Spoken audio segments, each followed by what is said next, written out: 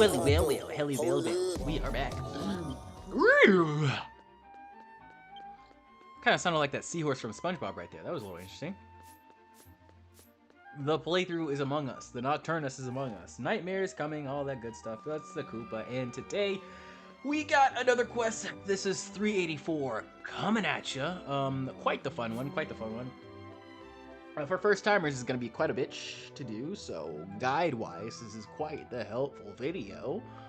If you're looking for the solution to this one, part of the Dreamworld quest is, of course, understanding Dreamworld. So here's where we get our guide. This is where we meet also, that is a good cosplay. That is, do you guys see what I'm seeing here?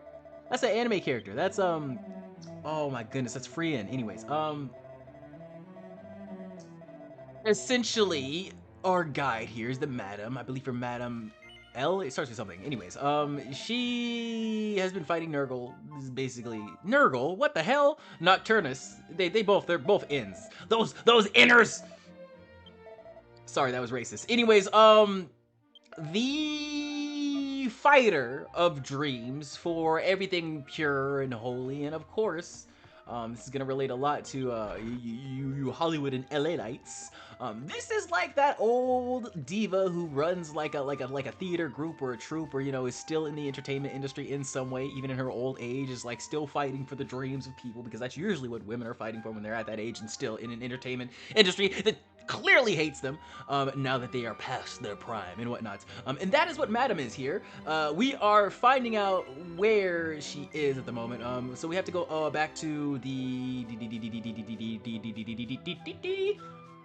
husband? Yes, George. We gotta go up to George. And he's like, there's some weird alleyway, and it's making weird things and sounds, so go check it out. And then there's a treasure chest back there, and we look at the treasure chest, and then we have to come back to him. And essentially, what I was talking about before for our gameplay section here, very good for you to have a guide, a reference for this quest, because if you don't, it may take quite a bit of time to solve this puzzle. So the chest has a combination lock, and the combination lock is assembled from basically these 3 riddle parts that he's gonna give you. He gives you a little a slip, and then he tells you about. No, actually, I don't think it's an item. I think he literally just says it here, and it's 3 different locations, I believe.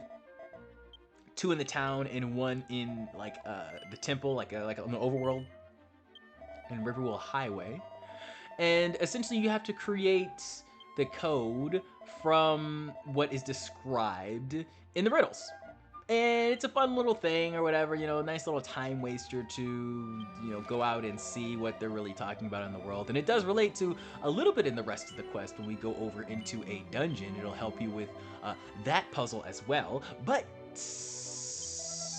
essentially, you don't need to, because I am going to give you the code and the secret without us having to go to the things. If I was a good Let's Player that actually cared, I would warp you to the different locations where, they're talking about in the world, and I'd give you little screenshots and stuff of it. But right now, I feel really lazy with editing, so I most likely will not do that. But I'm pretty sure it's going to be a pretty pleasant, a pretty cool playthrough anyways. So, just vibe with me out here, just give us a chance to take you along this little Dragon Quest X journey. I feel like just because it's old content, you kind of don't want to waste time doing the boring, mundane stuff that they thought was so cool back in the day. Even though this game is really cool, it's just we have cooler things to get to, right? Although I do want to enjoy this as much as possible, I just feel like considering the full scope of that would be a little bit wasteful, especially since I just don't feel like doing it. But yes, as you can see here, independently investigated, writing the number on the left, blah, blah, blah, any idea what this means. So, like I said, it's just different areas in Astoltia. The left number is 1 because of that, and then the middle number is 0. So a place where people gather seeking encounters, seek the number of limbs of the brilliant beings that are not human, right? So, I believe the places, like, you're looking for like an enemy type in a certain place, and they don't have like arms, is essentially what they're trying to get at there. And then the number on the right, okay, from the kingdom's interest, the place where the water overflows, respites, swords clash, information independently, blah blah blah. So it's a walled headquarters, and I believe the number is 4. I actually don't remember what that technically relates to. Probably like the amount of sword statues or whatever. But essentially now, and that I feel like is my go-to word for transitions. Essentially, and like this or what. I'm trying to figure out all of my vocal tics just so I can become a better speaker in the near or perhaps distant future. Who knows? But I feel like that's one skill that we can forever enhance. There's no real plateau if you keep going up and up and up for speech because there's so many different pockets to jump into. I could play a different character every fucking episode if I wanted to. But that's for the future. That is for far later, right? Um, and once again, all depends on which vocation I decide to go into. There's a lot of ways you can work these YouTube streets, and I'm realizing that more and more. It's a really cool way that these videos work. It used to be broadcast yourself, where you could literally talk about anything, but now I feel like people have kind of trapped themselves into niches. You can do a lot of different weird shit here. And I'm not saying any of it is wrong, but there's a lot of people that dictate that some of it is like clearly right. And I also think that's the wrong way to think. I think anything can work with enough consistency. Doesn't matter how bad or good it may seem. With enough consistency. But you have to be comfortable with your own output, I feel like. A lot of people let the world dictate how much they're allowed to post or what they're allowed to do. And in general, I feel like that is why Nocturnus is so easily able to thrive. It's because the hive mind is so easily corroborated. And the reason why Madame Luca must work on her own and be a single entity way behind the scenes in this random house here as we are meeting here, or treasure chest, whatever you want to call it. This is this pocket dimension. And you have to like sort of disguise yourself as a random fortune teller. You can't just be out on the streets saying like, we gotta kill Nocturnus because it's dangerous. No, man. Like I realize with a lot of the people who love this stuff, you have to be very silent about the things that you love, especially this anime shit, because it's so funny how it seems to be so accepting and loving of anime in the way. Bro, we have always been like, not even second class, but like 8th class citizens. You know what I'm saying? Like anime fans are behind Indians in the United States. We're bad over here. We are the wrong kind of people. So much so that I can't even wear my Japanese hentai hoodie at the grocery store because they're gonna be like, kids are around and go, oh, I'm like, but you think your kids haven't seen this shit? You think come on, man. You don't know the Sonic fan base. They are weird. They are crazy. And this is the whole thing. Like there's no way to like not hold this with a certain sense of like just contempt for even yourself, because it is just kind of weird. Like you gotta admit that. You gotta say to yourself, this shit is just pretty fucking weird, right? And without that level of self-awareness, it really is a little awkward to talk or conversate with a lot of people that like the same stuff that I like. Because yeah, I feel like even worse than even black people in America, with just anime fans, and especially anime RPG fans, because on top of being anime fans, RPGs are like the least selling thing in the United States game-wise ever, and games sell so much, so it's very annoying when you have like brands of cookies or juice have greater sales than RPGs, and it's just sad. I mean, it's growing. The fan base is definitely generally getting up there in numbers, but yeah, because of that, it's just the eternal disrespect of RPGs and general games that have turn-based gameplay has been touted for ages, especially if it looks anime. Like imagine if Claire Obscure 33 looked like Genshin Impact or like Honkai Star Rail. People would not be ranting Raven the same way. I'm just gonna be real, and gameplay does serve a huge factor in it, but you have to admit the cutesy anime style is a barrier to entry. It disturbs some people. They feel like they're regressing and their manliness is being evaporated, and I'm like, no bro, my favorite character is Kirby. Like that is my manliness, and I don't know why I have been set up with this structure, but I'm not gonna go against it. I'm not gonna be like, yeah, I gotta fucking get in the Claire and the Skyrim shit. Like, no, man, I just don't like graphics like that. I've never really liked games that delve too much into the realism because, you know, I don't know, man. Maybe it's just because I like how I look. Maybe it's because I am very comfortable with my space in the physical realm. Because when I pick up a controller, I want to be completely separate from, you know, my actual physicality. You know, I like to get out of that area. It's just not something I want to put into a virtual sense. When I do this, I don't want to think about where I actually am or the physical things of life because I just haven't really had success with I don't know, being comfortable in regular society. I've been comfortable in these anime games a lot. You know, I've felt things here. You know, I've related to people here, but just regular life, I don't want that to be combined into there because it suspends it breaks my immersion. You know, my disbelief is not suspended; it's on the ground. I am believing, and you don't want to believe. You do not want to believe. I want to be as goofy and as weird as possible, at least when it comes to these video games and these videos and the internet in general, because it's not fucking serious. If you take this shit too seriously, man, and you let it invade your life because you're letting it, it's not like, oh, I can't, these internet weirdos, they just keep yelling at me, It's like, bro, just put your fucking phone down. If you don't routinely have that activity to just, you know, ooh, wait, we're out of the game now, it's really gonna fuck you up. And I feel like this is one of the reasons why a lot of these boomers and motherfuckers are all like, you know, the video games were ruining the children's minds and shit. It's because the graphics were getting more real like that, and the boomers were going in that technology brain where they're like, oh yes, that is why people are evil and crazy. It's because, you know, the technology. And that is not necessarily the case. It's more of it's a self-control thing, you know, because I feel like a lot of people that play those games, they do the exact thing that I'm saying, you know, they actually feel like it is, you know, a part of their real life or a section of them, but it's like a self-control thing, you know, like I like to, you know, adjust people's collars and I like to kick my feet and do crazy dance moves all the time, but if I'm in Walmart picking up juice, I'm gonna act like a regular fucking human being because I have self-control. And that's the thing, guys. We are raised on this internet world where we really don't need to have self-control. Nobody's like, as a matter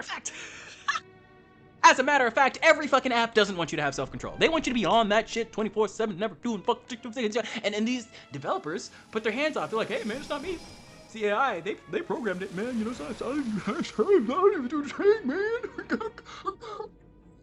And it's so fucked up, man. It's so fucked up, especially since a lot of people don't realize how disingenuous everybody is about the fact that, you know, what we are using to elevate and somehow fulfill us are actively destroying us. And it's all because moderation is not really taught, like, really anywhere. And how do you really teach it? Mostly by example. Nobody can, you know, truly come to terms with looking and staring at people, and I don't want to do it either, because when I stare at people, everyone seems mad, everyone seems angry, everyone seems uncomfortable, everyone seems scared that a phone is on them, and it's just a such disgustingly tension environment, literally anywhere you go. And I feel like this is definitely a new thing, but it's been building. It's definitely been building. I definitely felt that because I was certainly maybe like 2017, 2015 era when I was out there doing auditions, you know, over in all the fancy schmancy New York, LA cities and all this bullshit, you know, working clubs, working bars. I would sense that people were kind of like, oh my God, this guy has good energy. I'm not used to that. I'm very happy right now. And we would have good times. But I always got that sense that, like, what would it be like if I wasn't here? If somebody like me wasn't here, if there wasn't like a light in the room of just a happy person who is okay and masculine in his freedom. And right now I'm seeing that's less and less. Definitely so, because I don't see that anymore. And I don't do that anymore. So, like, where is it? Well, my friends, if you were on the Koopa channel, I'll tell you it's right here. But this is not a real life space. It's not a substitute for it. This is your grinding area. We lock it in, baby. And I am trying to understand myself while playing a little bit of this RPG. It is a wonderful, wonderful, wonderful Japanese exposure game from Square Enix that they decided to steal away from the Americans. No, I'm joking. But honestly, I feel like it's good that it's only in Japan. It's helped it become a little bit more stable in its progression systems and its monetization methods. But that's just me. Also, the yen is a lot cheaper than the American dollar, so this is about a $7 subscription a month, and I like that. But nevertheless, while I do enjoy MMOs, I realize that this is but a building vessel. You know, this is but a stepping stone to what is truly to come. Now, as much as I wish right now in this moment that I could just play this game forever, I don't really want forever to exist. You know, I want a good ending. And so whenever that does happen, I hope we can come to terms with the things we've made, the dreams that were fulfilled, and the dreams that will be, you know, constantly fulfilled from then. And of course, Nocturnus will be there. He will be watching over our shoulder. He will be looming and necessarily seeping in. Right now, we have 3 curse marks on us, ready for him to pounce on our asses. It is a little bit of a stressful situation going on here. But no worries, we'll get that shit off of us. Nurgle is Nurgle. I keep calling him Nurgle. Nocturnus is not going to get us. No worries, guys. No worries, guys. But what will get you is that thief of complacency. A lot of things in life trick us to believe that, you know, Nocturnus isn't even there. All the supernatural stuff is bullshit, and we're just stupid idiots flying along in the solar system. And you have a choice to believe that. But if you believe that, you still have to lock in. That ain't your free pass to sit and let this shit happen to you. Because if you do, things will be a lot worse. Mentally, you know, locking in is for you. Do not lock in because you're trying to prove some shit to Tom, Dick, or Sally down the road, okay? Nocturnus is a battle with ourselves, truly, because Nocturnus locks onto your dreams. He don't come into nobody else. You know, this is the Freddy Krueger motherfucker, okay? So, when we're trying to build this world for ourselves, really develop this vision for whatever we want to do, whether it be outside of the internet, inside of the internet, whatever it is, take that time to truly put things towards yourself, put things towards your rest and your health, because it really isn't that serious. You know, decide when to lock in, decide your results, decide your method, and just move forward. Chop wood, carry water. It is not that disgustingly complicated, and it shouldn't be. Goodness gracious, it shouldn't be. I hope I've made that clear enough, that if it's too complicated to get what you want from life, then you're not doing it the right fucking way. Slow is smooth, smooth is fast. First in, first out. You know, we don't gotta do all these fancy tricks and dricks and dicks and licks. You just gotta lock in on what you believe in. And I feel like a lot of people need to figure that out by taking time, you know, working on themselves, understanding why. Because I feel like we just run our little hamster wheels constantly. And then you get the whole midlife crisis because you didn't wonder why. And I love that. A lot of my early jobs, I'm so proud of this. A lot of my early jobs and management opportunities always told me that if you have a boss that doesn't give you a why, it's not a boss. That's a dictator. That's a slave ship. You know, I need to know what is going on, especially if I'm going to be at the bottom of the fucking totem pole. You know what I'm saying? And you deserve that honor. You deserve to give that honor to yourself. Let yourself know what's going on. Because, baby, when you don't know, it's very so easy to just scroll on for hours and hours. Like, I don't know what the fuck I just did, but that was fun. You know? It's great. And that's a good way to be, man. But you're gonna hate yourself when, you know, you realize how much time we could have spent towards, you know, what we could have understood. Now, when we understand ourselves a little bit more, now that I have this thing that I want to dedicate time to, it's like, oh man, I instead of scrolling TikTok and gooning, I could have been doing something. All right, but enough about those regrets. We're gonna have more dreams in the very, very, very next one. I hope you guys are enjoying your moments, enjoying your days, enjoying your nights. I'll catch you next time. I'll see you later. Go.